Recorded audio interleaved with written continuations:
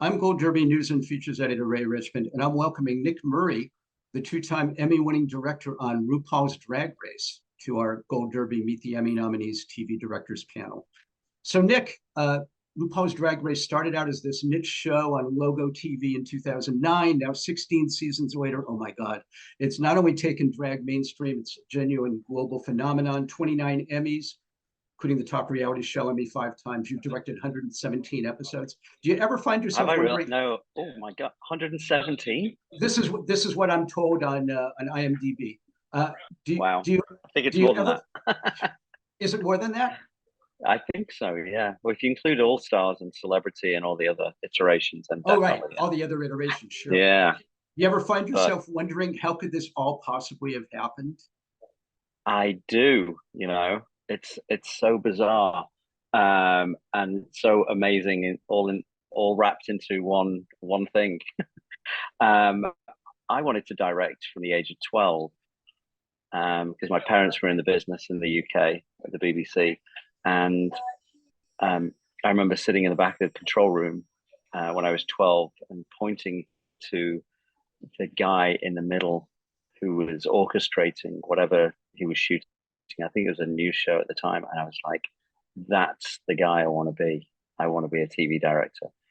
So single-mindedly, from that point onwards, I did whatever I could to get into And it seems to have worked out pretty well. television directing, and it seems to be working out pretty well, like you say. Yeah, yeah, it's phenomenal that this little show I joined, the little show that could, and then did some more And then does it back in stop? season three, and then it's like a cultural juggernaut that keeps on rolling down the hill, taking everybody with them on this joyful, amazing, phenomenal, colorful, wonderful ride that is RuPaul's Drag Race.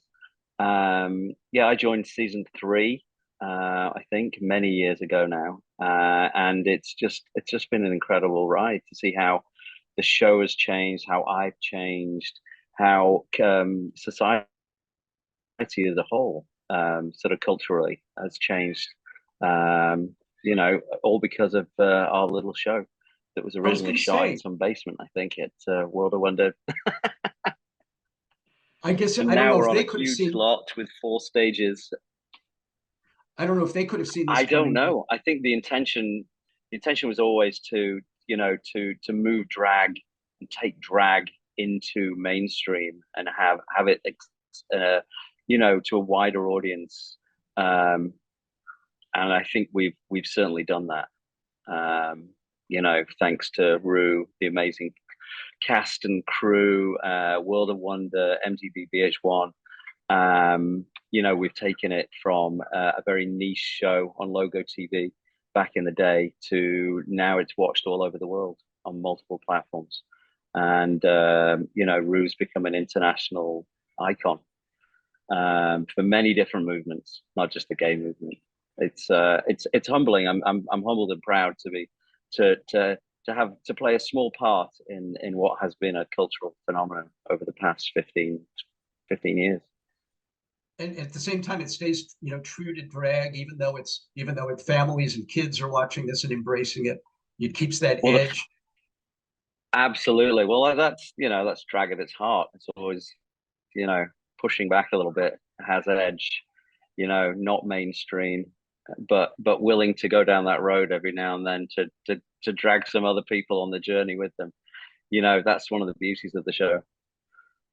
Let's talk for a second, Nick, about your Emmy-nominated episode, this season's grand finale, where the top Oh, queens that's right. faced off Yep. in performances and lip syncs. What do you think it was about that appealed to the Emmy nomination gods? If you could step outside that I circle, would. yes. Um, I wouldn't like I don't really know what the thing is about the finale this year is that we decided to take it away from the traditional theatre finale that we've done, for many seasons now, and take it into into Rue's house and do a little spruce up, a little redesign. So we brought in some screens, and extra, production design on the main stage of the show. We revamped the judges panel, and laid down enough seating for a good size audience to experience the finale in an intimate yet grand way. I mean, that's what we were kind of going for, is a more intimate show than 900, 1,000 people in a big theater, but also we wanted to have that feel, but also make it more intimate for the both the viewer and the people experiencing it live, and I think we achieved that. It obviously resonated. But just the I whole think so, season, yeah.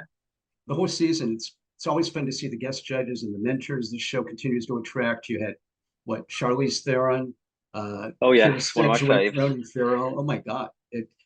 People clamor to get on this show now.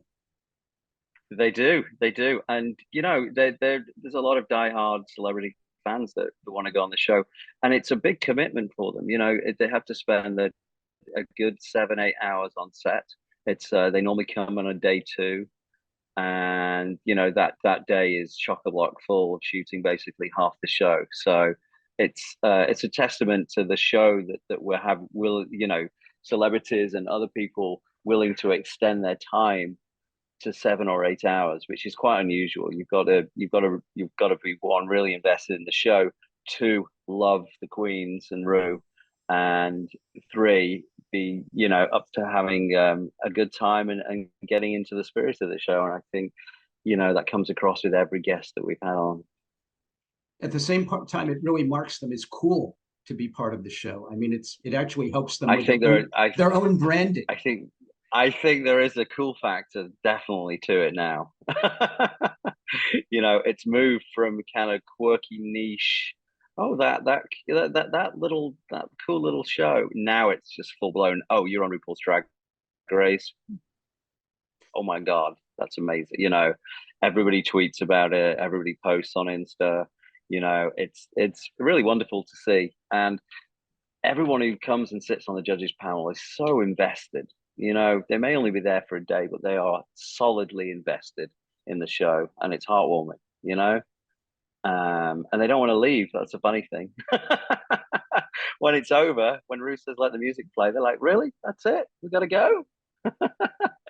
Anyway, you saw a few years ago, we had Jeff Goldblum on, and he was literally the last person to leave the set, the main stage, and we rolled on it, and it was so wonderful to see him. He had the best time, I think, during. I have to do any guess on any show. That was the best time that he had on our show. It was so nice to see. Well, part of that is because it's hard to get Jeff Goldblum to leave anywhere. But that's another. No, that's not true at all. Yeah. Just a little joke. Before we wrap here, Nick, how has being part of the show personally changed your own life? Ooh, it's like I said, it's exposed me to an art form, and a side of society that I wasn't previously aware of, to be honest. And it makes me acknowledge how lucky and grateful I am. I wouldn't say it's changed me professionally. The guys at World of Wonder, who hire me every year, pushed me over the years and given me the latitude to go bigger or go broke, if you want, with the show, and get it to where it looks like a prime time, more than a prime time, network show. And I've been given the tools and the resources and the encouragement to do that. And I'm flattered that I've been recognized, 7 times nominated, but also twice. I've won twice, which I still pinch myself when I go to sleep at night. I can't believe it. It's And this guy from a small congratulations town in England is thank you. It's got 2 Emmys in his office at home. It's crazy. It's crazy. I never even dreamt of it. I just wanted to be a TV director, directing local news, and now look at me. Look at you now. Well, we're gonna wrap things there. RuPaul's Drag Race airs these days on MTV, streams on Paramount Plus. Nick Thank you very Murray, much. best of luck at the forthcoming Emmys in September. Thanks for joining us at Gold Derby. Going for my hat trick.